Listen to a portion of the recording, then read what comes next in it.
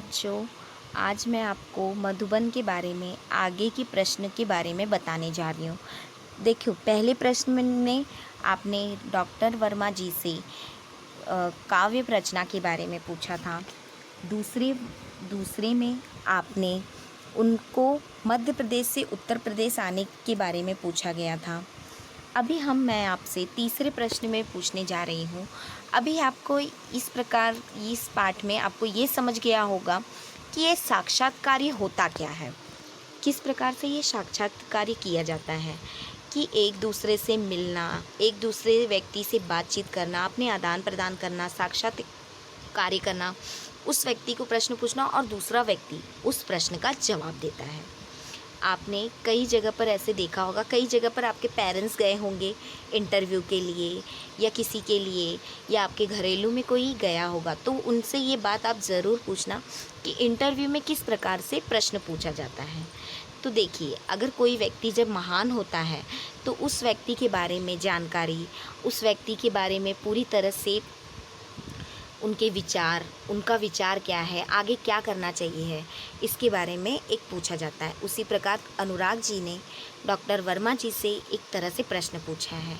तो इस प्रश्न में आपको मैंने कहा था कि पहले आपको उन्होंने अपनी पढ़ाई के बारे में बताया था। दूसरे प्रश्न में उन्होंने अपने पढ़ाई के बारे में बताया था कि उन्होंने कहाँ से पढ़ाई किया है, किस प्रकार से पढ़ाई किया है और कौन से विद्यालय से उन्होंने अपना एमए प्राप्त किया है, कौन से श्रेणी में उन्होंने अपना उत्तर परीक्षा पास की है।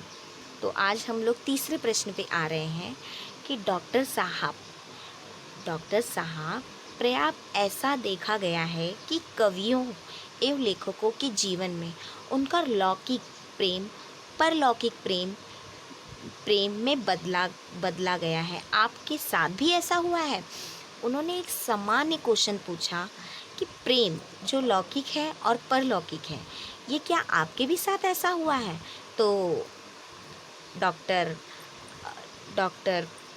राम कुमार जी ने अपना प्रश्न का उत्तर दिया है कि प्रेम तो मनुष्य का प्राकृतिक है, इसे तो कोई बदल नहीं सकता है, ये तो प्राकृतिक देन है, ये हर एक मनुष्य के साथ होता है।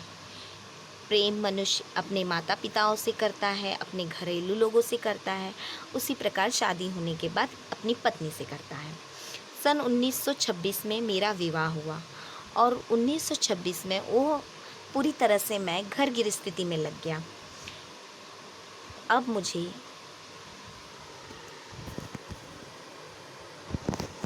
मुझे नैतिकता में भी प्रेम हो गया।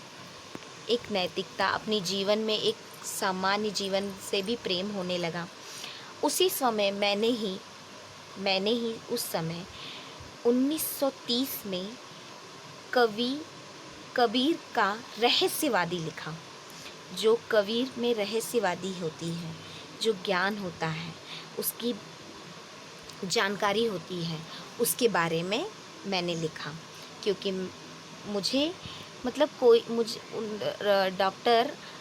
डॉक्टर राम कुमार वर्मा का कहना ये था कि मुझे किसी भी कोई चीज़ पर मैं अगर देखूं तो उस पर मुझे लिखना, क्योंकि मैं एक साहित्यकार हूँ, मुझे अच्छा लगता है हिंदी में ये लिखना, इस प्रकार का करना।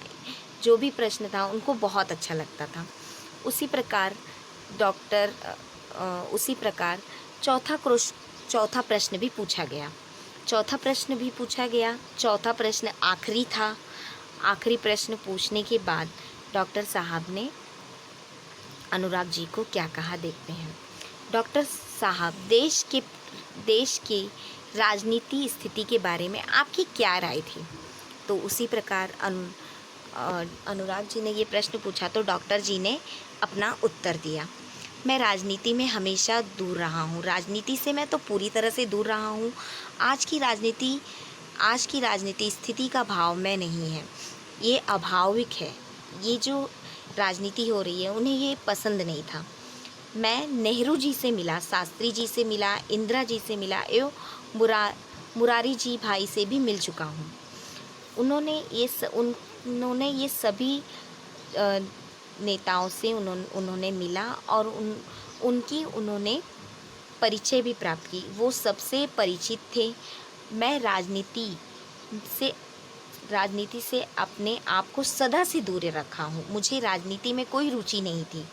मैं एक साहित्यकार हूँ और साहित्य हूँ, साहित्य रहूँगा।